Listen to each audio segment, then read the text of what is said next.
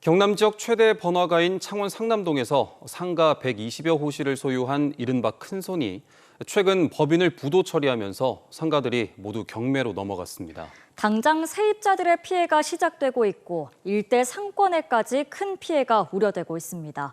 최한솔 기자의 단독 보도입니다. 경남 최대 번화가인 창원 상남동에서 노래방을 운영하는 A씨.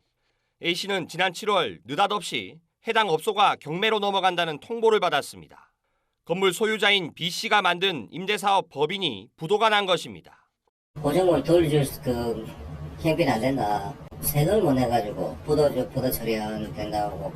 그러면서 보증금 2천만 원만큼 영업을 더 할 수 있다는 답변을 들었습니다.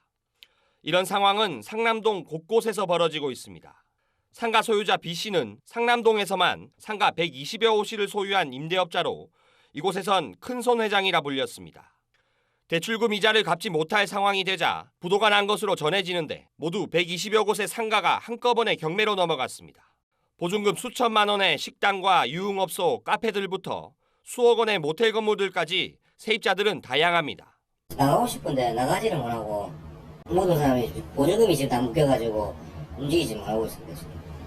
법원 경매가 순차적으로 예정되면서 새로운 세입자가 없어 대규모 공실 사태도 우려됩니다.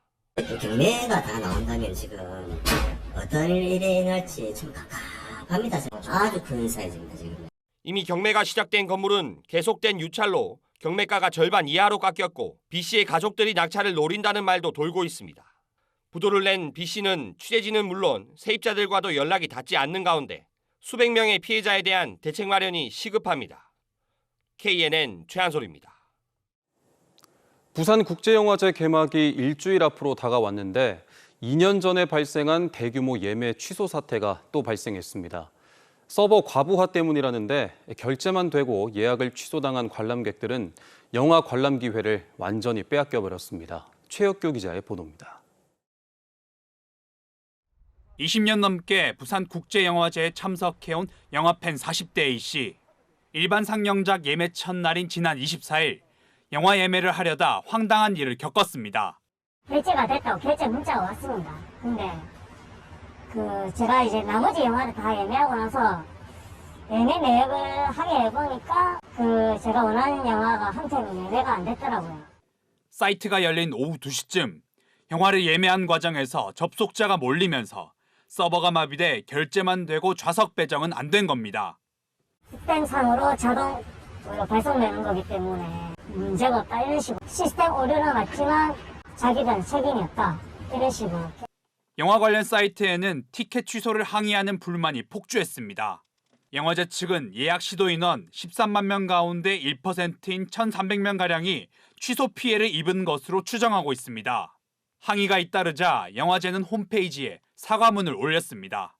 문제는 2년 전에도 예매권 결제 오류로 2만 석가량의 예매가 취소됐는데 비슷한 문제가 반복되고 있다는 점입니다. 2년 전에는 피해 관람객을 대상으로 영화 20편을 재상영했습니다.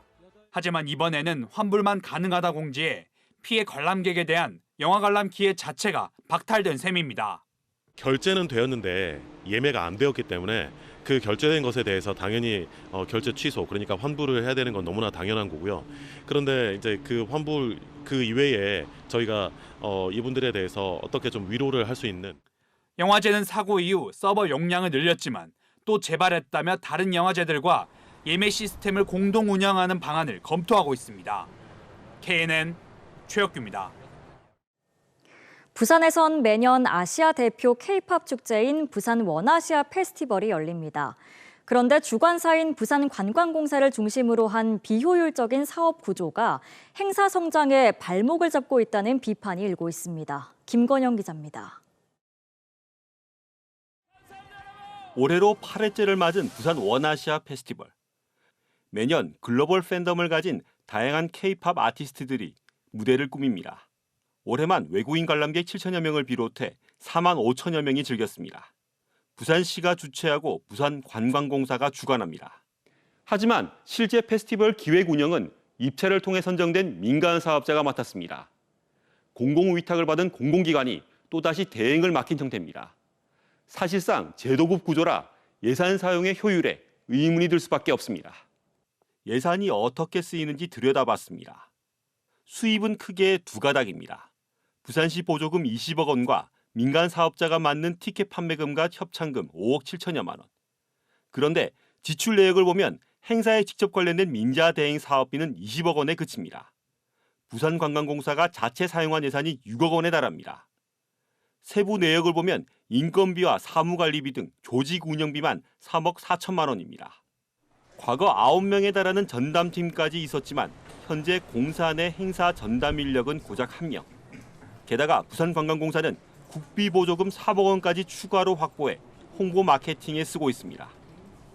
예산 부족으로 페스티벌의 성패가 걸린 인기 출연진 섭외에 애를 먹는 상황. 전체 25억 원 규모 행사를 진행하면서 부가적인 비용에만 9억 원가량을 쓴다는 지적이 나오는 배경입니다.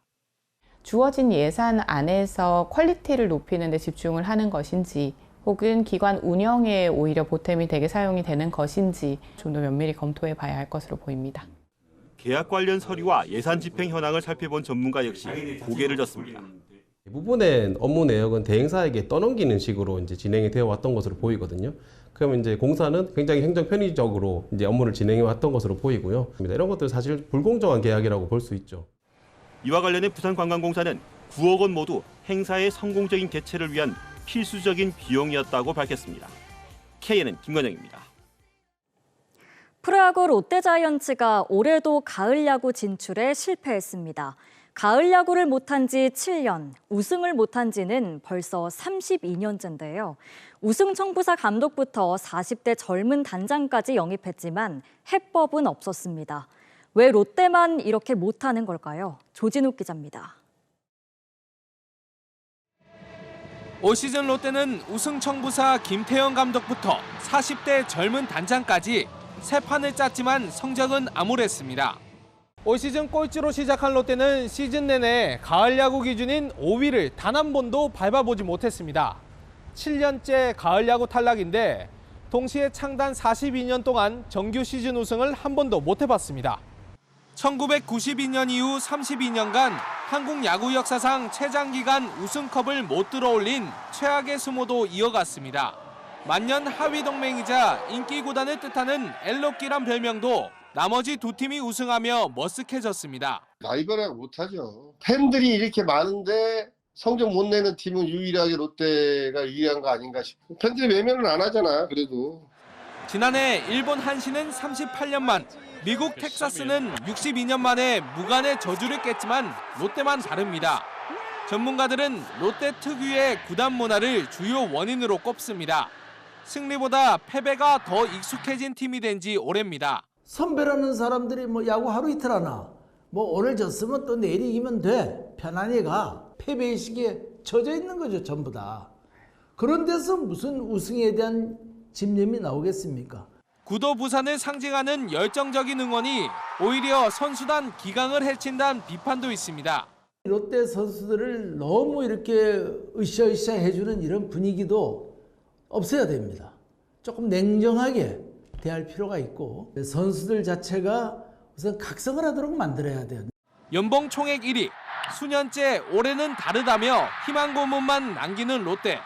봄대 같은 오명을 벗기 위해선 구단주부터 선수단까지 뼈를 깎는 쇄신이 필요해 보입니다. KNN 조진욱입니다. 가덕신공항의 2029년 조기 개항을 위해 그동안 부산시는 연내 착공을 강조해왔습니다. 하지만 이미 연내 착공은 물 건너갔고 손쉬운 공사라 해도 내년 3월 이후에나 가능할 걸로 예상됩니다. 조기 개항에 대한 우려가 커지고 있습니다. 김상진 기자가 보도합니다. 지난달 국토부 장관이 출석한 국회 국토교통위원회 전체 회의. 김희정 의원이 가덕신공항 일정 지연에 우려를 표하며 연내 착공이 가능한지 묻습니다. 올해 안에 착공이 가능하다고 수차례 약속을 하셨는데 그 약속 또한 함께 지켜지는 겁니까? 그 시공사하고 이제 협의를 해야 되지만 현재까지는 저희가 금년에 착공을 들어간다는 약속이 있습니다. 4차 입찰까지 유찰된 뒤 추가 입찰 절차를 생략한 채 현대건설과 지난 주말부터 기본 설계 논의에 들어갔습니다. 문제는 당초 올 상반기 내 완료할 거라던 발주가 늦어지면서 모든 절차가 다 지연돼 버린 겁니다. 국토부의 한 관계자는 현재대로라면 기본 설계에 6달, 심사에 1달, 다시 6개월 동안의 실시 설계를 거쳐야 하기에 본 착공은 이르면 내년 하반기에나 가능하다고 밝혔습니다. 손쉬운 공사부터 먼저 한다 해도 내년 3월 이후가 될 전망입니다.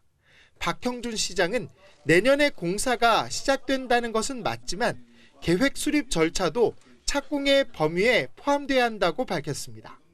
연내 착공의 의미가 조금 다르죠. 연내 시작이 되느냐 안 되느냐의 의미지. 실제로 공사가 시작되는 거는 이게 이제 계획을 잡아갖고 해야 되니까. 그동안 부산시와 국토부가 우선 시공부는 올 연말부터 시작한다고 공언해온 만큼 말 바꾸기라는 지적을 피하기 어렵습니다. 서울 지역 언론과 시민단체에서 가덕신공항 조기 개항 불가론을 흘리고 있는 가운데 부주공사 연내 착공이 물 건너가면서 실제 29년에 개항이 가능하긴 한 건지 지역의 불안도 커지는 상황입니다. 서울에서 KNN 김상진입니다. 부산시가 추진해온 대저대교와 장락대교에 이어 엄궁대교가 오늘 국가유산청 현상 변경 심의를 통과했습니다. 부산시는 지난 20일 낙동강유역 환경청에 환경영향평가 협의가 완료된 데 이어 오늘 국가유산청에 국가유산 현상 변경 노선 승인이 조건부로 가결됐다고 밝히고 내년 3월 예정대로 착공에 들어갈 계획입니다. 이로써 고질적인 서부산 교통난을 해소할 대저, 장락, 엄궁대교가 2030년까지는 모두 완공될 수 있을 것으로 기대됩니다. 경남의 파크골프장 수가 전국에서 가장 많은 걸로 나타났습니다. 국회 박정현 의원에 따르면 전국의 파크골프장 400여 곳 가운데 경남이 73곳으로 가장 많았고 조성이 예정된 파크골프장도 14곳이 있는 걸로 드러났습니다. 이와 관련해 지역에서는 파크골프장에 대한 규제가 필요하다는 목소리도 나오고 있습니다. 경남의 한 일선 경찰서에서 후배 여경이 선배 여경을 폭행해 경찰이 조사에 나섰습니다. 경남경찰청에 따르면 어제 새벽 1시쯤 A 순경이 자신의 집에서 함께 술을 마시던 B 경사를 폭행했습니다. A 순경의 폭행은 시끄러운 소리에 주민들의 신고로 알려졌으며 경찰은 사건 경위 조사와 감찰을 실시할 예정입니다. 부산과 해외 항만 도시와의 교류 협력을 강화하기 위한 부산 글로벌 도시 포럼이 오늘 막을 올렸습니다. 독일과 영국, 이탈리아, 슬로베니아 등 4개국이 참가한 올해 포럼에서는 부산 글로벌 허브 도시 원년 선포를 시작으로 유럽 선진 항만 물류 도시들과 도시 재생, 청년 유입 방안에 대해 심도 있게 논의했습니다. KNN 9월 시청자위원회가 오늘 열렸습니다. 시청자위원들은 고령화 시대에 맞는 장사기획 보도가 인상 깊었다며 봉안시설 부족 문제 해결은 물론 장래문화 변화에 대해서도 관심을 가져줄 것을 주문했습니다. 노래하듯 도시기행 마실가요 프로그램은 장소와 이야기의 조화가 뛰어나고 진행자의 자연스러운 대화 속에서 다양한 세대의 모습을 만날 수 있어 흥미와 몰입도가 높다고 평가했습니다.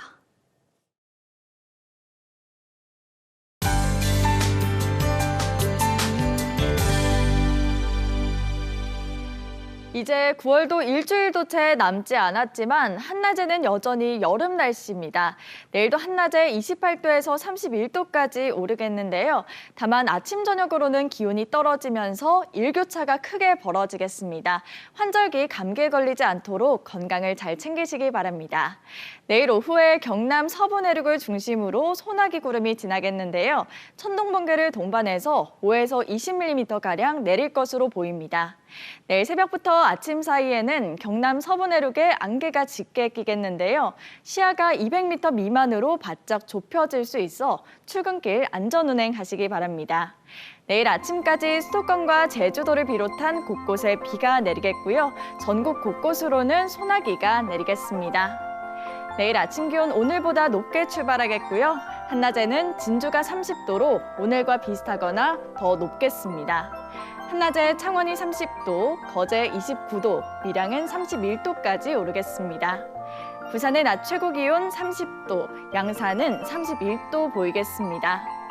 바다의 물결은 남해와 동해상에서 최고 2m로 약간 높게 일겠습니다. 당분간 한낮에는 기온이 오르며 일교차 큰 날씨가 이어지겠습니다. 날씨였습니다.